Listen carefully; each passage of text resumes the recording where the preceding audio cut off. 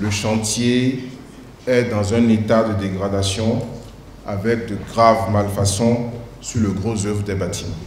La plénière de ce lundi à l'Assemblée nationale à Porto Novo s'est intéressée entre autres au dossier brûlant du nouveau siège du Parlement à l'entrée de la ville capitale. Il est question pour le gouvernement de présenter la communication relative à ce projet entamé par le gouvernement défunt.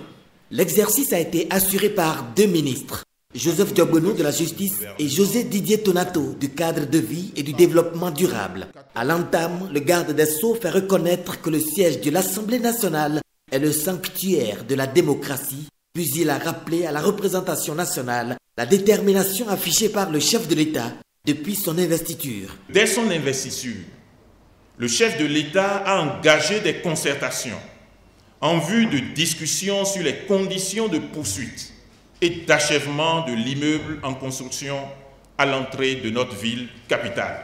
Les différentes préoccupations exprimées à l'occasion par vous-même, Monsieur le Président de l'Assemblée nationale, ainsi que par les députés, au moyen de questions adressées au gouvernement, ont renforcé la détermination du pouvoir exécutif à accélérer le processus de la construction engagée de l'édifice. Le ministre du cadre de vie et du développement durable a été instruit à l'effet de conclure ces réflexions et de proposer les solutions efficientes à l'achèvement de l'édifice. Un cabinet d'audit a été sélectionné en vue d'éclairer le gouvernement sur les conditions de la reprise des travaux sur le chantier.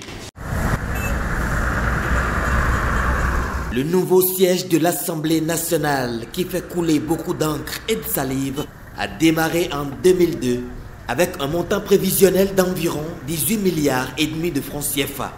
Les audits réalisés par le cabinet UCL Service en novembre 2017 révèlent de graves irrégularités de tous ordres, car plus de 22 milliards de francs CFA ont déjà été versés à la société Serosa, maître d'ouvrage délégué. Il a déjà engagé environ 20 milliards de francs CFA. Le taux d'exécution physique du chantier étant de 45,71% contre 56,19% du taux d'exécution financière.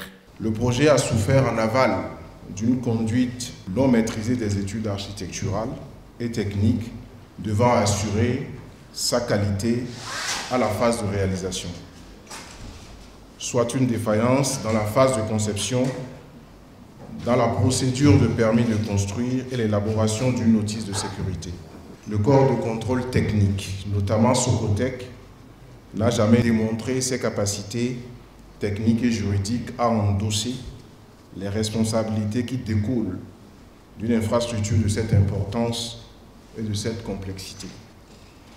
La CERO-SA, maître d'ouvrage délégué, le groupement Trophée, maître d'œuvre, les autres corps de contrôle, ainsi que les administrations respectives qui ont conduit les régies sont les responsables effectifs de cet échec. Leurs responsabilités sont entièrement engagées. Au plan technique, les désordres qui ont été répertoriés par la mission d'audit remettent en cause la stabilité et la solidité globale des ouvrages, notamment pour les principaux bâtiments, le bloc administratif et l'hémicycle. Leur reprise représente un coût financier élevé, en dépit duquel le bureau d'études se réserve un avis défavorable sur leur durabilité. Cet échec consacre les limites techniques des différents acteurs impliqués, voire la présence persistante d'une collusion d'intérêts privés au détriment de la réussite du projet. Il n'est pas prouvé que les investissements effectivement réalisés puissent coûter 20 milliards de nos francs qui ont été décaissés. Cela impose à l'État que l'État exerce nécessairement tous les recours en garantie contre les différents responsables de cette situation. Mais les résultats de cet audit ne sont en réalité que la partie visible d'un iceberg de malgouvernance et d'irresponsabilité politique. Les autorités ayant conduit ce projet ont en effet trahi les objectifs et failli à leur mission par amateurisme matiné d'un manque de sérieux dans la prise des décisions et dans l'exécution de celle-ci. Et pour véritablement réussir ce chantier du nouveau siège de l'Assemblée nationale à Porto Novo, il faudra la mobilisation de 22,5 milliards de francs CFA. Le sujet est ainsi soumis à l'appréciation des députés à l'Assemblée nationale.